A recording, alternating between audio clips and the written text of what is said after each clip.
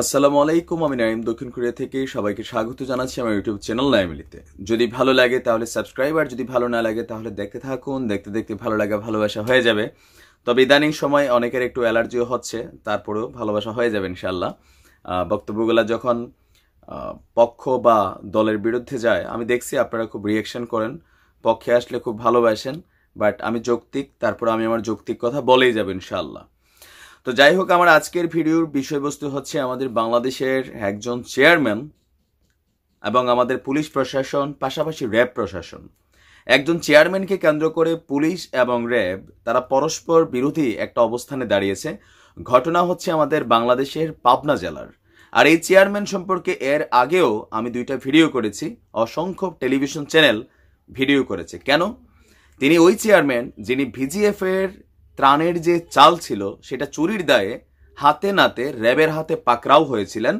এরপরে র্যাব যখন তাকে মামলা করে চালান করে পুলিশের কাছে দেয়, তো এটা দীর্ঘদিন একটা ইনভেস্টিগেশনে ছিল।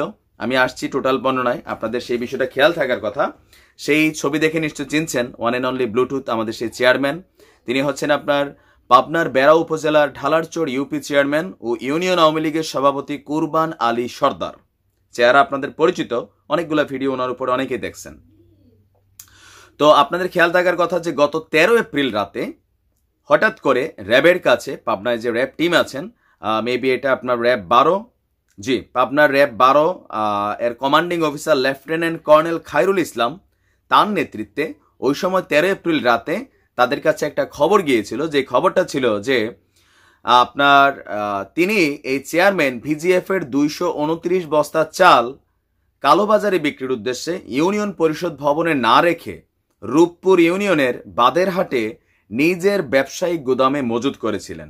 আর হাতে নাতে সেই চাল সহ তাকে র্যাব অ্যারেস্ট করেছিল, পরবর্তী সময় চালান করেছে। এরপরে এখানে ঘটনাটা টুইস্ট আসছিল। ওইখানের যিনি আপনার কি বলা হয় এমপি সাহেব আছেন পাবনার, ওই এমপি সাহেব আপনার এই চেয়ারম্যানের পক্ষ নিয়ে আদালতে গিয়েছিলেন জামিনের জন্য। আর তখন বিষয়টা আলোচনায় আসে। এখন এই বিষয়টা কেন আবার নতুন করে আলোচনায় আসছে? দীর্ঘদিন পরে আপনার এই মামলার যেই চূড়ান্ত প্রতিবেদন পুলিশের কাছে ছিল, পুলিশ সেই প্রতিবেদনটা দাখিল করেছে যে পুলিশ র্যাবের অভিযোগ যেটা ছিল যে এই মামলাতে তাকে অ্যারেস্ট করা হয়েছে যেই ঘটনার কারণে, সেই ঘটনাটাকে পুলিশ অসত্য দাবি করেছে।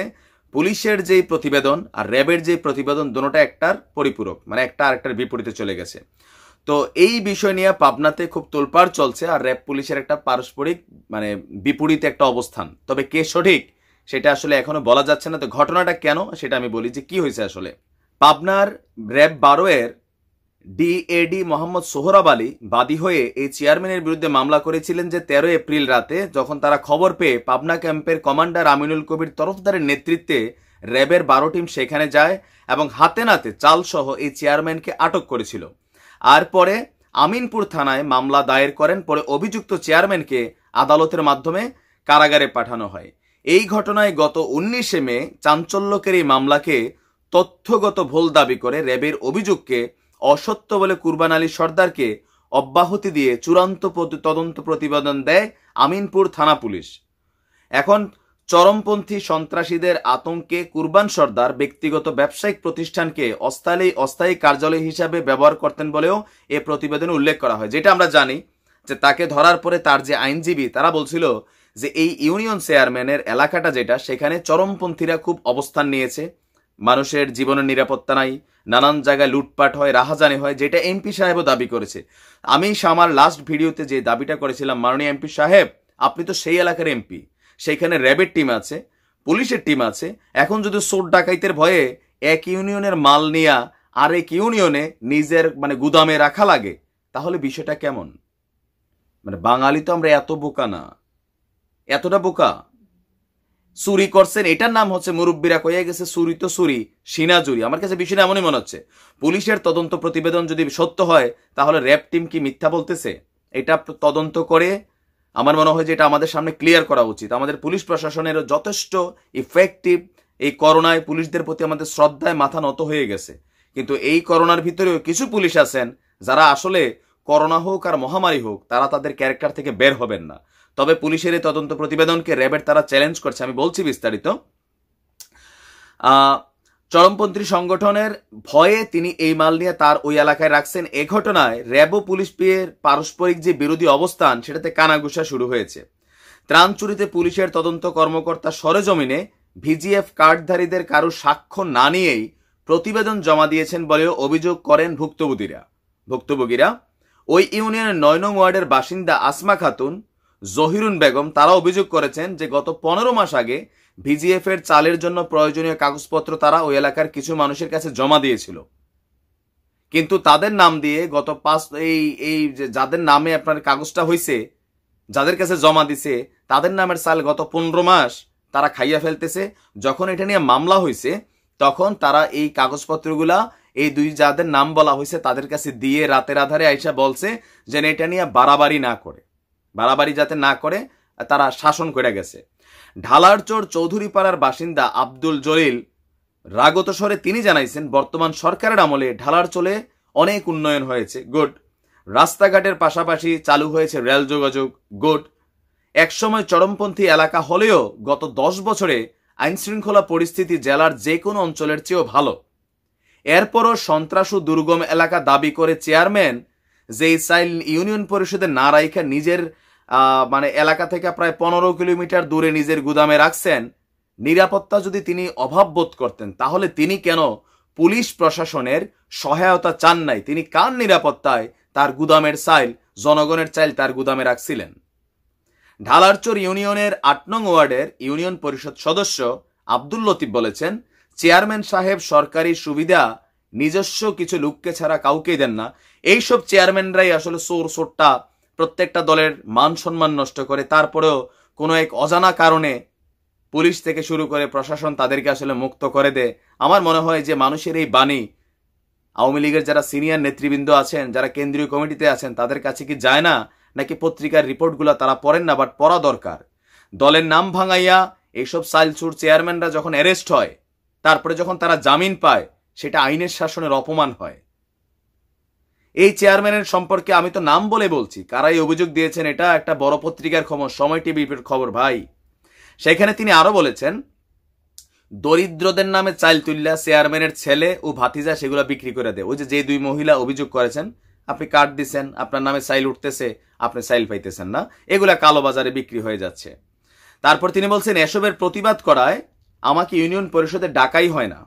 এই মেম্বারের সাথে পার্সোনাল শত্রুতা, তারা ইচ্ছে মতো যা খুশি তাই করেন। চেয়ারম্যানকে আটকের পর ভেবেছিলাম তার বিচার হবে, অথচ পুলিশ নাকি কোনো দোষী খুঁজে পায়নি। এইরকম আমিনপুর থানা পুলিশের অফিসাররা যারা আছেন তাদের মতন কিছু কর্মকর্তার জন্য সারা বাংলাদেশের হাজার হাজার সৎ নির্ভীক করোনাতে জীবন দেওয়া পুলিশ তারা পর্যন্ত প্রশ্নবিদ্ধ। কারণ আমিনপুর থানা পুলিশ যে তদন্ত প্রতিবেদন দিয়েছে, এই দেশের জনতা সেটাকে প্রত্যাখ্যান করবে। কারণ র্যাবের প্রতি আমাদের আস্থার জায়গাটা পুলিশ থেকে এখন বড়। আর র্যাবের তারা যে বিষয়টা এখানে বলছে আমি সেটাও বলছি। চাল চুরির অভিযোগে কিন্তু এই চেয়ারম্যানকে গত 14 এপ্রিল কেন্দ্রের নির্দেশে দল থেকে, জেলা আওয়ামী লীগ থেকেও কিন্তু বহিষ্কার করে। তাকে তদবির করায় প্রধানমন্ত্রীর নির্দেশে দলীয় সকল পদ থেকে অব্যাহতি দেওয়া হয়। বেড়া আওয়ামী লীগ উপজেলা পরিষদ থেকে তার যে যত পোস্ট আছে সবগুলোকে করা হয়। তারপরেও পৌর মেয়র আব্দুল বাতেন, কুরবান আলী জোটবদ্ধ হয়ে পাবনা 2 আসনের সংসদ সদস্য আহমেদ ফিরোজ কবিরকে সাথে নিয়ে র্যাবের অভিযানকে বিতর্কিত করতে মরিয়া হয়ে ওঠে। তাদের নির্দেশেই আমিনপুর থানার ওসি ও SM মঈনুদ্দিনের ঘোষের বিনিময়ে মামলা থেকে বিতর্কিত চেয়ারম্যানকে অব্যাহতির সুপারিশ করে প্রতিবেদন জমা দেয়। আপনি দেখছেন, এখানে এগুলো সময় টেলিভিশনের খবর, তারা ভালো জানে, আমি তো সাংবাদিক না। তবে প্রভাবিত হয়ে তদন্ত প্রতিবেদন দেওয়ার অভিযোগ অস্বীকার করলেও ওসি সাহেব এই বিষয়ে বিস্তারিত মন্তব্য করতে সাংবাদিকদের সাথে তিনি রাজি হন নাই।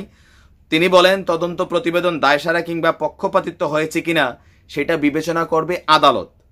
অভিযোগ অস্বীকার করে তিনি আরো বলেন, বিষয়টিকে রাজনৈতিক ষড়যন্ত্র বলে মন্তব্য করছেন সংসদ সদস্য আহমেদ ফিরোজ কবির ও বেড়া পৌর মেয়র আব্দুল বাতেনও। বাঙালি এত বোকানা।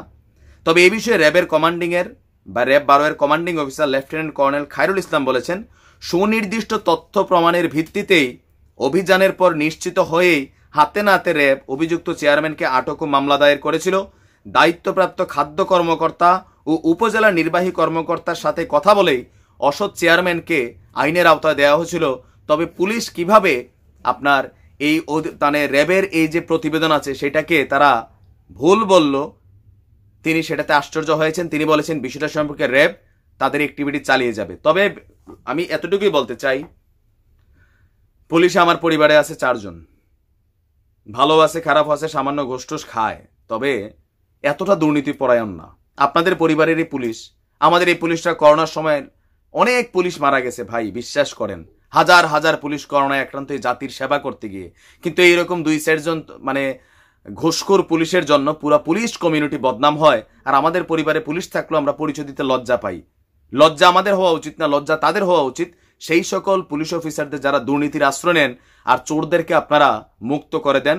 যেহেতু এটা একটা টেলিভিশনের খবর, র্যাব 12 আপনাদেরকে চ্যালেঞ্জ করছে, আমার মনে হয় যে র্যাবের থামা যাবে না, তার এটা প্রমাণ করতে হবে পুলিশের এই তদন্তটা ভুল। এটা যদি প্রমাণ হয় তাহলে ইনশাল্লাহ বাংলার জনগণ ওই এলাকার যিনি ওসি সাহেব আছেন তার প্রত্যাহার চাইবেন।